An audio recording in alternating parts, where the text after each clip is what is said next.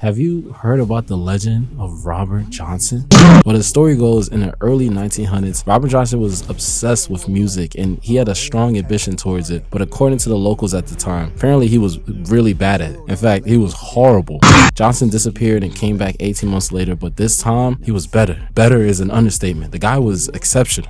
Fantastic. Whatever you want to call it, he was. Apparently, legend says Johnson one night before he disappeared took his guitar to the crossroads and encountered the devil.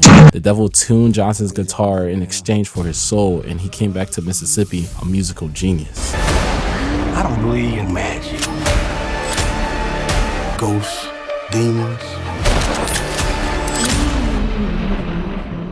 just power.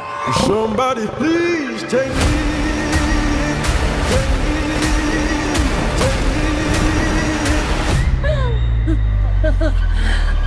We gonna kill every last one of you.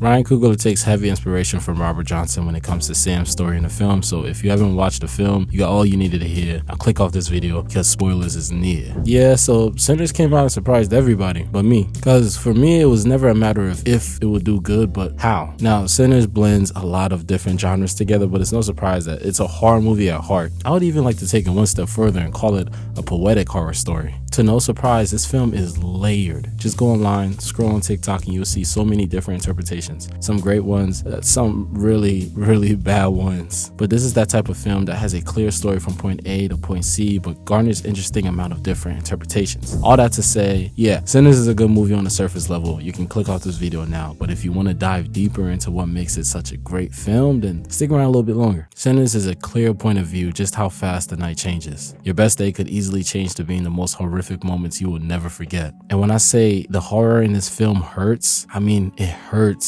so good, because you see horror not as a fantasy but as a reflection. What's worth protecting? This isn't a rhetorical question. I'm generally asking my audience, so think about it and we'll revisit that question later. 1920s Jim Crow South is where the film drops us. We follow two twins, Smoke and Stack, who aren't black and white characters. They're complicated men who live complicated lives. But as complicated as life gets, they still find a way back home to give back to their community. I would also love to highlight the emotional and thematic heart of Sinners, Mr. Sam. His music, his voice, it's his power. He doesn't just sing, he channels something ancient, something divine. So divine that vampires come knocking at the front door for him, but we'll get there. Sinner slows down a bit so we can digest this world. We meet characters, get a little background information, dive into culture, community, and gives us reason to care. Care so much that the last 40 minutes hurts. It's grief wrapped in gore, like watching a family photo catch fire in slow motion. So I come back to the question I asked earlier. What's worth protecting? For Stack, it's the building, the joint he built with his hands. For Smoke, it's the feeling, the freedom to laugh without looking over your shoulder. And for Sammy, it's the music, his gift. That's the light he guards. And no matter how you answer that question, there's one thing that's always worth protecting, and you're looking at it. Let this moment breathe. No music, no edits, just you.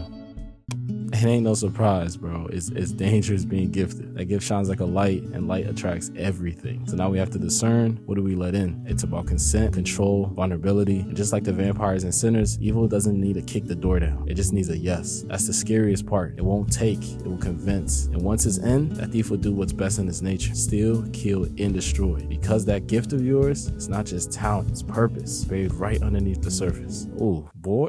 Cut the music. Hold on. Cue it, because I might just end the video there. That was a bar. Nah. Before we end this video, we have to give credit where credit is due. Starting from the top, Frances Meisler. I really hope I'm pronouncing these names right. I'm so sorry. But she's the casting director. She did a phenomenal job at bringing so many talented people into this film. It felt like everyone was born to play their role. So great job and thank you. Speaking of casting, this entire cast and crew played their butts off. They executed everything on paper. And this is another level of work from Michael B, because convinced me that I was watching two two different characters was soulful, really soulful. Special shout out to Hailee Steinfeld. Listen girl, if you're watching this, stick around to the end of this video, just you. Now hold on, we gotta shout out the first black female cinematographer to shoot a film in Ultra Panavision 70mm Miss Autumn Archipel. Listen girl, every shot felt capsulating and told a narrative, even down to the aspect ratios changing during the film, so thank you for your hard work and efforts. This film was beautiful to look at. Costume designer Ruth Carter, along with the entire art department, thank you for tag teaming and making this look so real. People don't understand or know how important your job is because you're so low-key and behind the scenes, but you all deserve just as much praise as the actors. Last but not least, special thanks to director Ryan Coogler. I hope studios are writing you a blank check for anything that you want to do after this, because Sinners was awesome and layered, and for somebody who wants to be in the industry one day, it lit a fire under me. And listen man, I love talking about movies, but this reminded me just how much I want to be making them. So regardless if you ever see this video, you'll see me. I'm going to try my best to make sure of that. Sinners is a poetic horror film. It's not just fear, it's memory, culture, spirit. A film that dares you to fall in love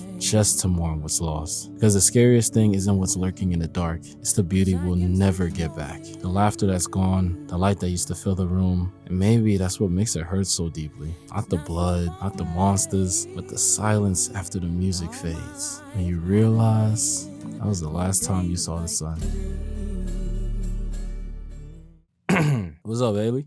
Listen, girl, I play football too. I'm not MVP in the league, but I got some game. So, what you trying to do? I'm dabbling in film and football. Best of both worlds. What Josh doing? Don't tell me you married, girl, because I've been taking notes from Preacher Boy, and I'm gonna hit you with that. Happily. Hey, man, I'm gone. You know where to find me. Boy, if you don't get the fuck out of my face.